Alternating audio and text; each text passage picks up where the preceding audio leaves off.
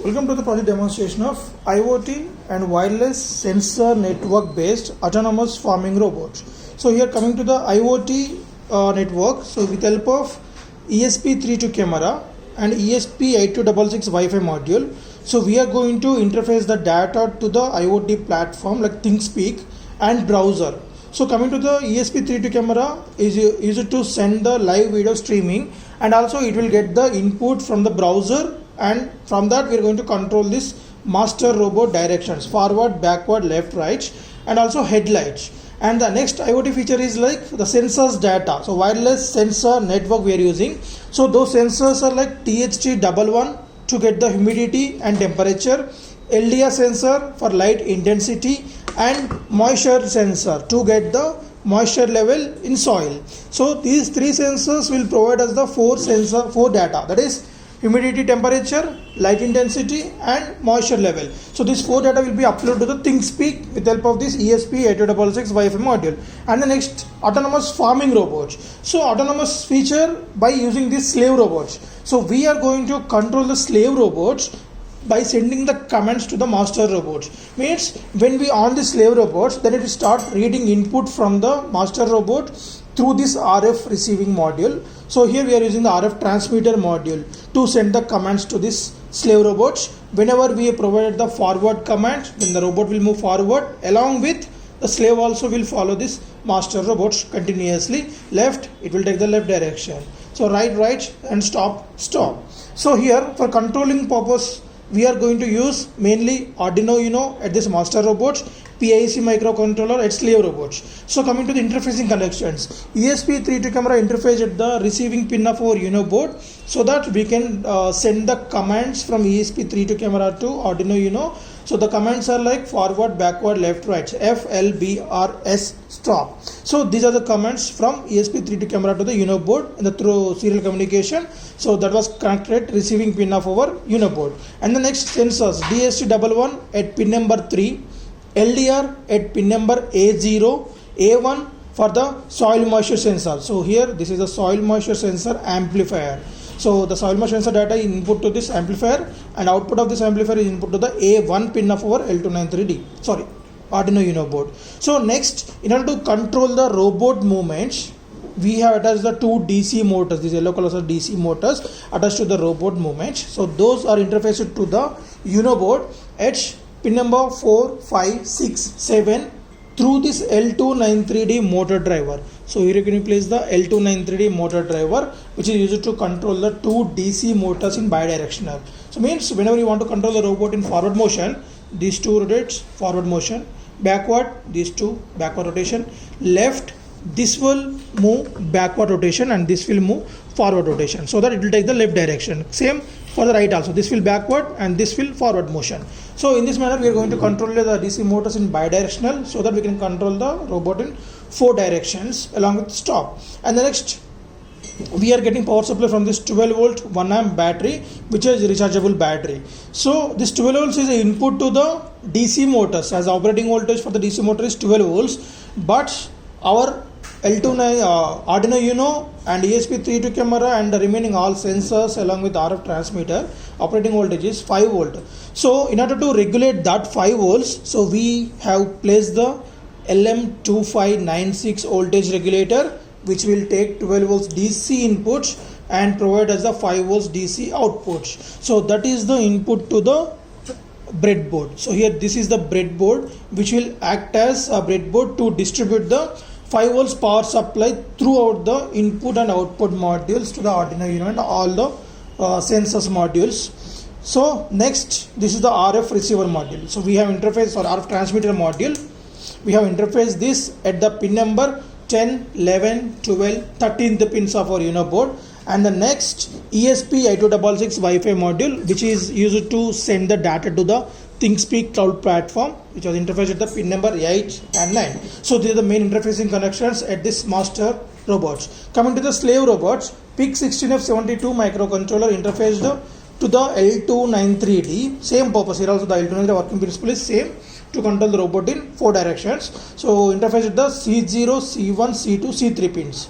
And the RF receiver module interface at B0, B1, B2, B3 pins. So this is the input module, and this one is the output module. So here also we are using 12 volt 1 amp rechargeable battery. So here for the both robots, so main on off switch will be there. So it's below is on, above is the off. So here also same, below is the on, above is the off. So let me show you the charging for these batteries. So right, so these two are rechargeable batteries, 12 to 1 amp. So now just this is a charger we are going to use to recharge our two batteries. Okay, so we are providing that. So this is a 230 volts AC input from the transformer for the transformer, and connect the B at this B slot in this direction. Just I'm showing now, right? So now the battery is charging. So it will take 6 to 8 hours to be fully charged. After that also automatically this charging circuits will block the current flow from the charging circuits to the battery in order to protect the battery from overcharging. Same for the master robot's battery also, right? So after the time completion you can switch off this. And the next, before execution. So here the main application of the project is, so the generally like SWAM robot concept is applicable in industrials like Amazon and all. So now we are applying that same feature in agriculture in order to get the sensors, environmental parameters using the sensors, and based on that, by analyzing that, by using the ThinkSpeak, we are going to send the commands to the robots to control this slave robot. So in the next further implementation we can add the pesticide sprayer and respective water sprayer and seeds also. So based on the sensors data we can control this slave robots by neutralizing the environmental abnormal parameters. So let us see demonstration. Before on the kit we need to do some setups in your phone. So first of all install the network analyzer application, so which is available in the Play Store with this icon. After that go to hotspot settings of your phone.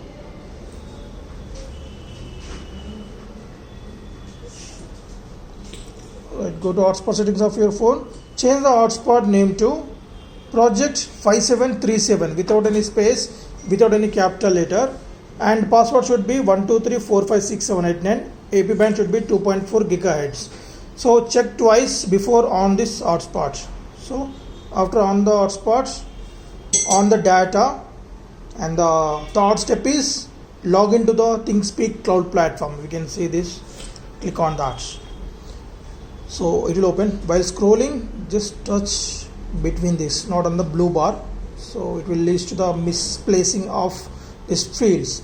So coming to these fields, so what is the field 1? Humidity in percentage, temperature in degrees centigrade, and moisture level as well as light intensity. So as we discussed initially, this 4 parameters continuously upload to this ThinkSpeak cloud platform for every 15 seconds of duration. So because of ThinkSpeak accept the data for every 15 seconds of duration only. Now after these setups, stay on the hotspot screen, on the power supply to this master robot. So wait till two devices should be connected, right? Now the two devices are connected, and now go to network analyzer application. After that do LAN scan, do the scan here. So there you get the 3 IP address. One is your phone, another is our mobile like a kit ESP8266 for ThinkSpeak and ESP32 camera. So just assume copy this, copy that, and now go to Google Chrome.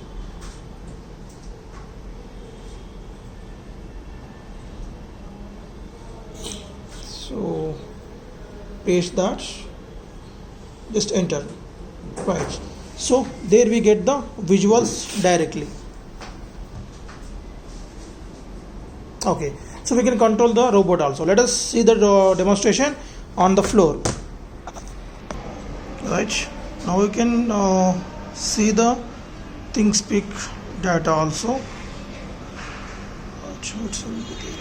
Right. So we are getting the data here continuously.